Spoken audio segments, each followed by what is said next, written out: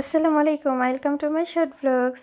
আমার প্রতিদিনের ব্লগের মতো আজকেও আপনাদের মাঝে আমার একটা ছোট ব্লগ শেয়ার করতেছি। আপনারা অবশ্যই লাইক, কমেন্ট, সাবস্ক্রাইব করবেন। আর আমি নতুন ব্লগ ভিডিও বানাই, সবাই আপনারা আমার পাশে অবশ্যই থাকবেন। প্রথমে আমি এখানে সবগুলো কেটে নিলাম, উস্তা কেটে নিলাম। এই তো প্রথমে আমি বাতটা সুন্দর করে রান্না করে ফেললাম। বাতটা রান্না করার পর এখন বাকি রান্না করার জন্য প্রস্তুত হয়ে নেব। আমি এখানে আলু যে কেটে রেখেছিলাম এখানে প্রেসার কুকারে সুন্দর করে সিদ্ধ করে নেব ভালোভাবে। আর প্রেসার কুকারে অবশ্যই 2টা শীষ ভাজলে আপনারা বুঝবেন আলু সিদ্ধ হয়ে গেছে। এখন আমি ডালগুলো সুন্দর করে ধুতো করে সিদ্ধ করে নিলাম। মাঝে আমি একটা আমার পছন্দের চকলেট বিস্কিট খেয়ে নিলাম। এখন আমি আবার রান্নায় চলে যাব। রান্না করার জন্য প্রথমে আমি কড়াইয়ের মধ্যে ভালো করে গরম হওয়ার পর তেলটা ভালো করে গরম করে নেওয়ার পর রসুনগুলো সুন্দর করে ভাজা ভাজা করে নেব।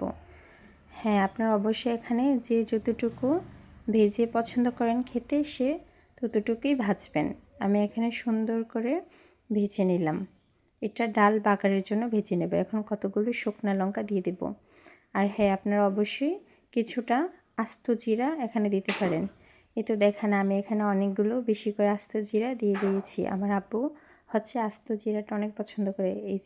এই তো আমি এখন সুন্দর করে ভাজা ভাজা করে একদম ব্রাউন শেপে, গাঢ় ব্রাউন শেপে ভেজে এখন অল্প কত ডাল দিয়ে দিব, যাতে অতিরিক্ত ভেজে না গিয়ে পুড়ে যায়। আর ডালের বাগাটা যত বেশি হয় তত ডালটার স্বাদ দ্বিগুণ হয়ে যায়। আপনারা অবশ্যই সেটা মনে রাখবেন। আর এখানে আমি ডালটা রান্না হওয়ার পর লাস্টে কতগুলো ধনিয়া পাতা কুচি করে দিয়েছি। আর হ্যাঁ, আমার ডালের ফাইনাল লুকটা হচ্ছে এরকম, খুবই লোভনীয় এবং খুবই স্বাদের। আপনারা অবশ্যই বাসায় এভাবে ট্রাই করবেন।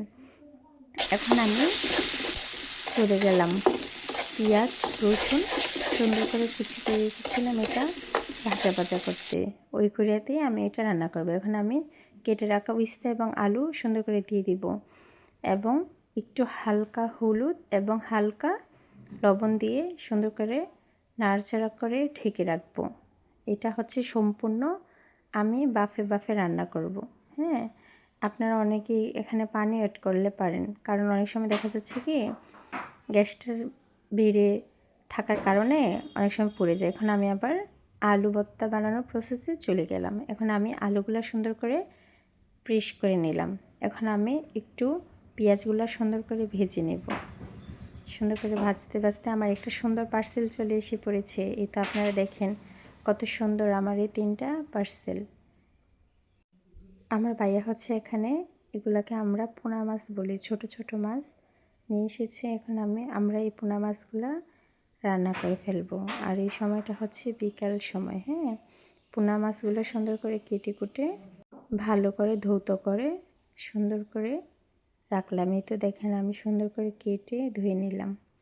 এখন রান্নার ভিডিওটা আপনাদের মাঝে দিয়ে দিলাম, রান্না করার শেষের ভিডিওটা। দেখেন খুবই লোভনীয় এবং খুবই মজাদার হয়েছিল এই পোনা মাছটা। সব মশলা মেখে চুকে এবং লাস্টে একটু ধনিয়া অ্যাড করলে রান্নাটা শেষ হয়ে যায়। এই তো এখন আমি কিছু নাস্তার জন্য বিকালের পপকর্ন ভেজে নেব। পপকর্ন আর কি, এটা আমরা ভুট্টার পপকর্ন বলি। Thank you.